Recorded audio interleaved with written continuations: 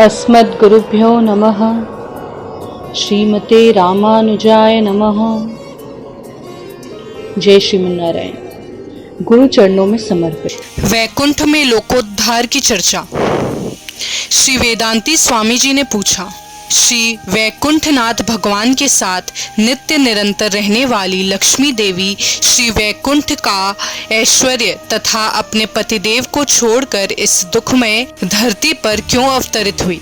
श्री पराशर भट्टार्य बोले, एक बार लक्ष्मी जी वैकुंठ लोक में रहने वाले सदैव ब्रह्मनाद में गोता लगाने वाले समस्त सुखों से युक्त नित्य मुक्त चेतनों को देखकर हर्षित हुई, परंतु साथ ही में भव सागर में डूबते हुए अत्यंत दुखी बुद्धि जीवों को देखकर दुखी होकर भगवान से निवेदन की, यह विषमता क्यों? यह दुखी जीव भी वैकुंठ में आकर यहाँ नित्य मुक्तों के साथ आनंद पूर्वक निवास करें तो क्या हानि होगी? भगवान बोले, समस्त सांसारिक जीवों को हमने शरीर तथा सर्व साधन दिए, किंतु यह जीव हमारी शरणागति न करके अन्य सांसारिक विषयों में लग गए और भव सागर में डूबने लगे। भव सागर में डूबते जीवों को सहारा देने के लिए हमने वेद शास्त्र प्रदान किए, पर जीवों ने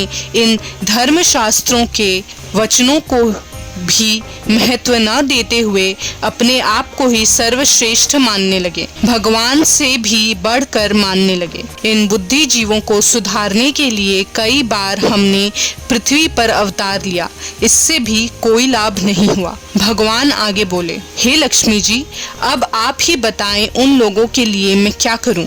जीवों के असह्य दुखों को देखकर माता होने के कारण लक्ष्मी जी शोकाकुल हुई और बोली, हे नाथ, आप आज्ञा दें तो मैं इस लीला विभूति में अवतार लेकर इन जीवों को आपके चरणों के अनुरागी बनाऊंगी।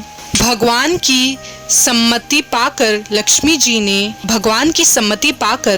जी ने सभी पार्षदों को साथ में लेकर भूतल पर अवतरित होने का संकल्प किया। श्रीमद् भागवत महापुराण में श्री शुकदेव जी ने राजा परीक्षित से कहा है, कलयुग में अधिकांश भगवत भक्त द्रविड़ देश में ताम्रपाणी, कृतमाला, पयस्वनी, कावेरी, प्रचिति आदि पावन नदियों के तट पर अवतार लेंगे। श्रीमद् भागवत महापुराण के इस भविष्यवाणी के अनुसार सभी नित्य सूर्यों ने द्रविड़ देश के अनेक इस प्रकार प्रपन्नामृत का 77वां अध्याय समाप्त हुआ। जय श्रीमन्नारायण।